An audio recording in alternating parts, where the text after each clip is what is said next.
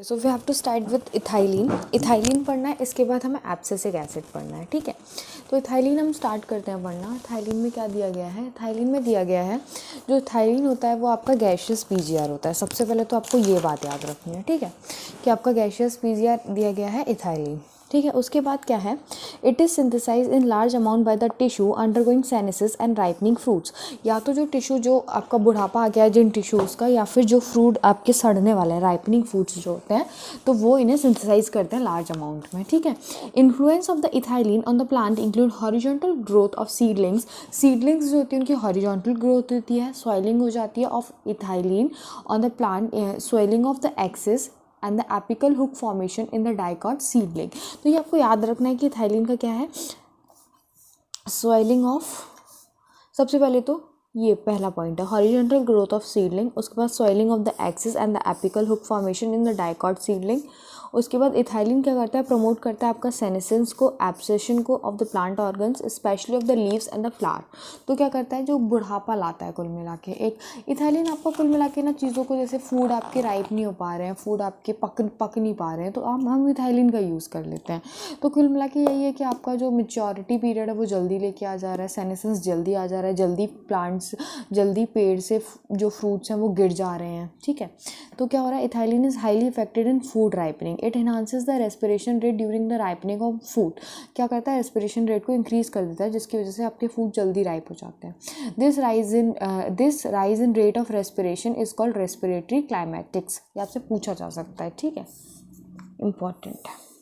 उसके बाद ethylene breaks seed and bud dormancy. जो आपका डॉर्मेंट हो जाते हैं, जो आगे जो जर्मिनेट नहीं करते हैं सीड, तो उनको भी हम इथाइलिन डालेंगे तो सीड्स जर्मिनेट करते हैं। That means initiate germination in the peanut seeds, sprouting of potato tumour. जो स्प्राउट्स निकलते हैं उनमें भी आपका इथाइलिन हेल्प करता है। इथाइलिन प्रमोट करता है rapid internode petiole elongation in the deep water rice plant. देखो, आपने इंटरनोड इलॉन्गेशन ग्रेप्स प्लांट में, इंटरनोड इलॉन्गेशन नहीं पढ़ा था आपने, लेंथ ऑफ ग्रेप्स स्टॉक पढ़ा था जिब्रेलिक एसिड में।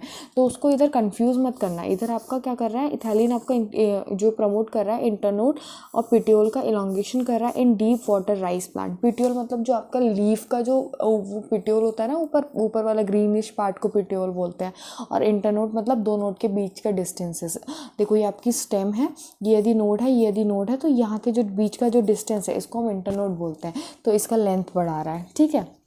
उसके बाद जो लीफ का अपर पार्ट है of shoot to remain above the water. जो आपका लीफ है और जो अपर पार्ट है शूट का वो पानी के ऊपर ही रहे, उसमें भी आपका इथाइलिन हेल्प करता है।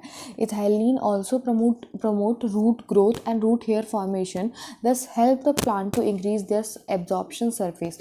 तो कुल मिला के जो प्लांट का जो एब्जॉर्प्शन सरफेस है उसको भी इंक्रीज कर रहा है बाय, किससे हेल्प कर रहा है? बाय जो आपका रूट ग्रोथ करने में और रूट हेयर फॉर्मेशन करके, ठीक है। Ethylene is use to initiate flowering and synchronising fruits that in pineapple.